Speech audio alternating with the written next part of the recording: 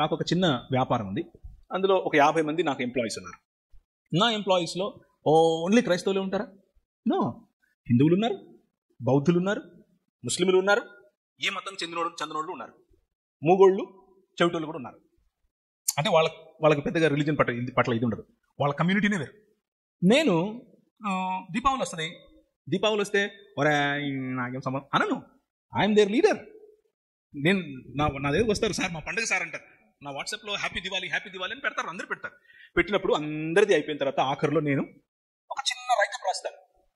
The light, వెలుగు అంటే ఏమిటి నా పర్స్పెక్టివ్లో రాసి ఇటువంటి వెలుగు. నేను ఆబ్వియస్గా వెలుగు అనగానే యేసు ప్రభు గురించి రాస్తాను కదా, తెలియదు ఏముంది మీకు. ఆయన పేరు తీయకపోయినా ఆయన గురించే రాస్తాను. ఆయన గురించి రాసి దేవుడు అన్న పదం చాలా స్పష్టంగా వాడతాను. God is the true light. ఆయన నిజమైన వెలుగు. మీ జీవితాలలో అటువంటి వెలుగులు మరిన్ని రావాలని మీకు నేను మీ పండుగ శుభాకాంక్షలు తెలియజేస్తున్నానని చెప్తా. ఆయనతో ఏకీపించట్లేదు, కానీ సంతోషంలో కూడా ఉన్నాను. అర్థమవుతుందా?